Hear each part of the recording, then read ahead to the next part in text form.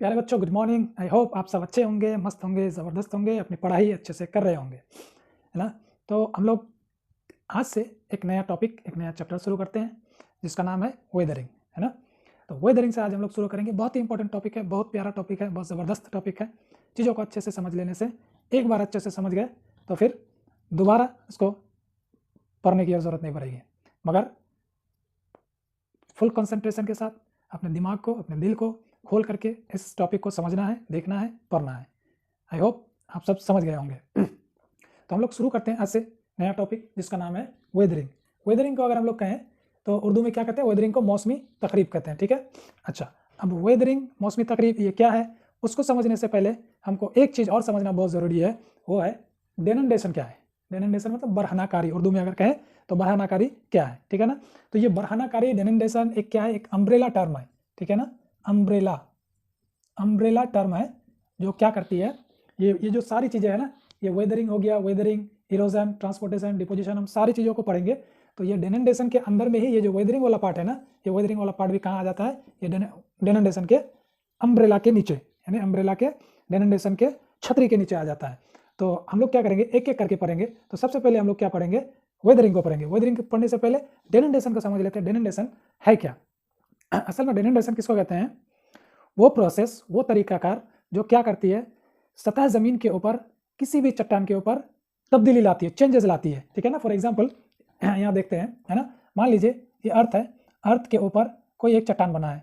इस चट्टान को एक ना एक दिन क्या होना है ना। ये जो डेनोनेशन का अमल है, डेनोनेशन का जो प्रोसेस है, बरहनाकारी का जो प्रोसेस है, इस प्रोसेस से इस चट्टान को एक ना एक दिन टूट फूट करके बिखरना है और फिर इस जगह क्या होना है? बराबर हो जाना है ये, है ना। तो यही जो पूरा प्रोसेस है, इसी प्रोसेस को क्या कहते हैं? डेनोनेशन कहते हैं। अब ये डेनोनेशन होता कैसे है ना, इसको भी समझेंगे अच्छे तरीके से।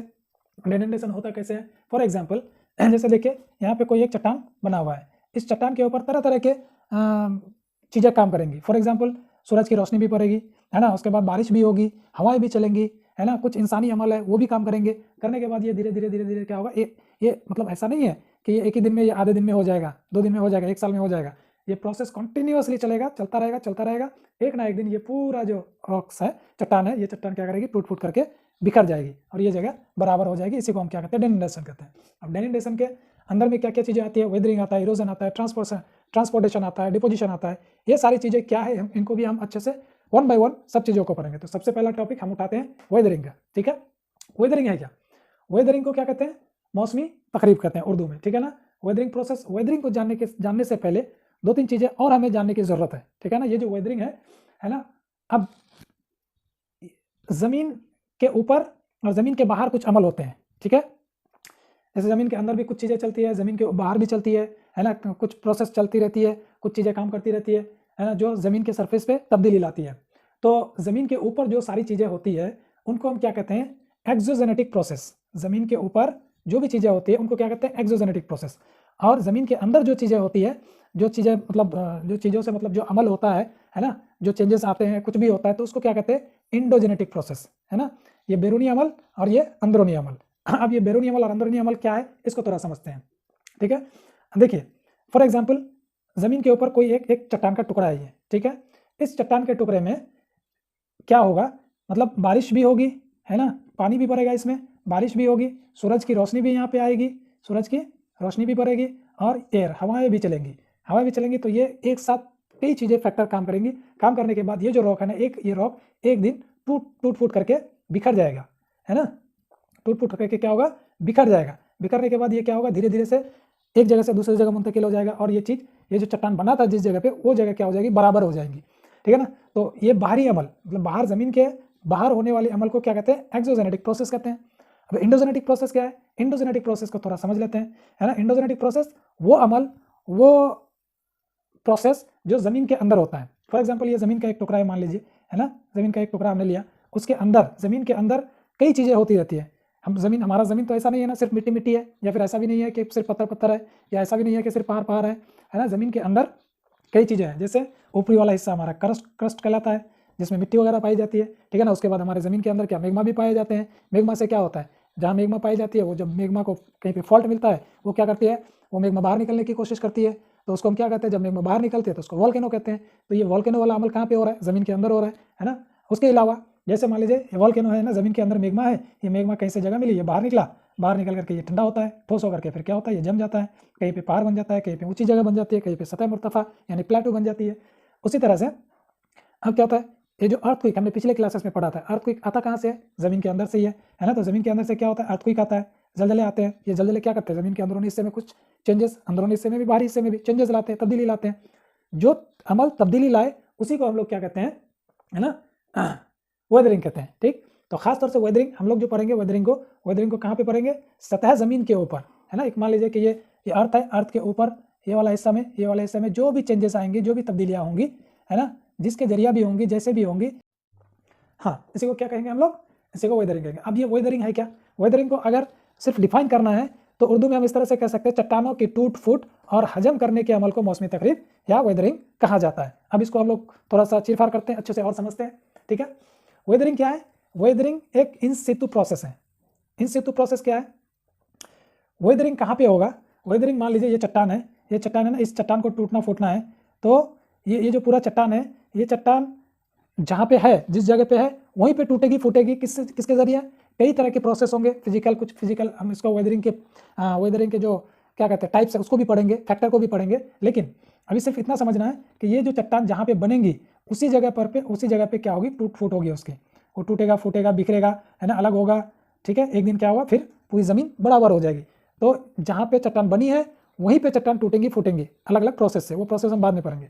तो प्रोसेस से टूटेंगी फूटेंगी उसी जगह पे, एक ही जगह पे, उसी को क्या कहते हैं, इन सितु, मतलब जहाँ चट्टान बनी है वहीं पे टूटेंगी, वहीं पे फूटेंगी, वहीं पे उनका मौसमी तकरीब या वेदरिंग होगा, उसी को कहते हैं इन सितु।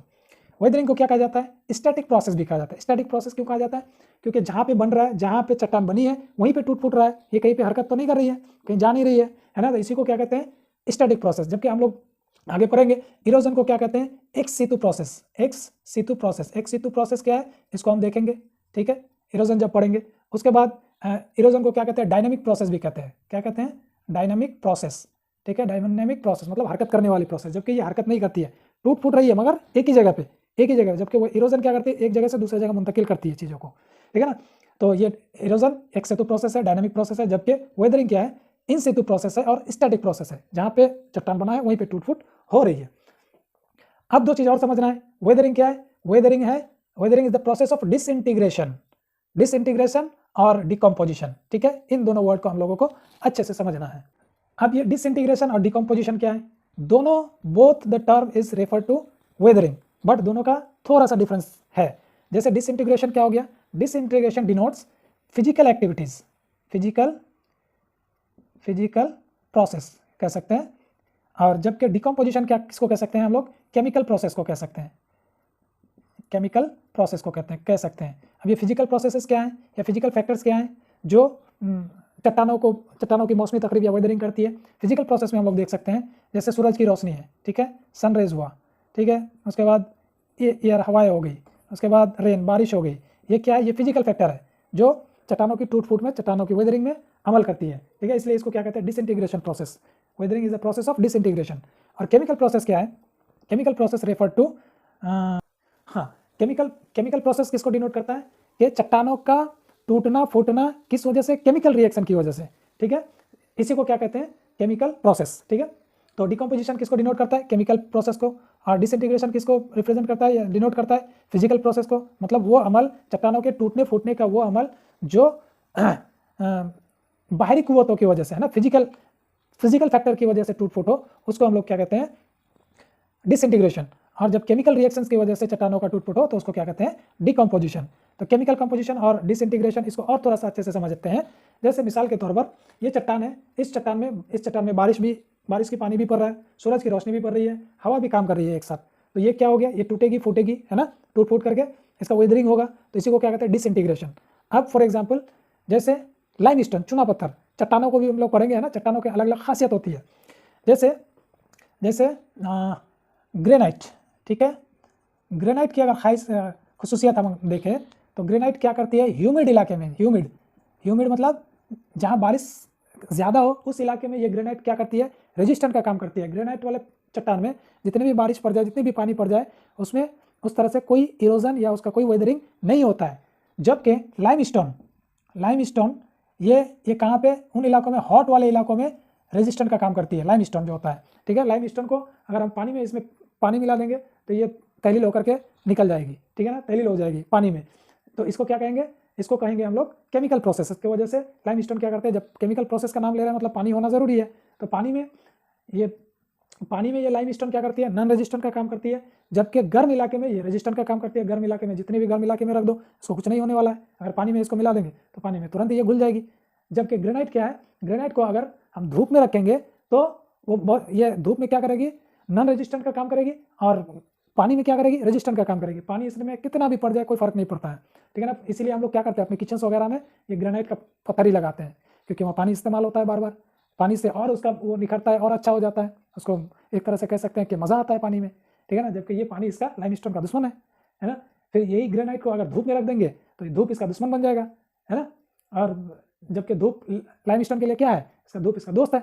तो ये जो केमिकल प्रोसेस है ना, तो इसी को हम लोग क्या कहते हैं, डिकम्पोजिशन, डिकम्पोज होना, ठीक है। चट्टानों का डिकम्पोज होना किस वजह से, केमिकल प्रोसेस की वजह से या केमिकल रिएक्शन की वजह से।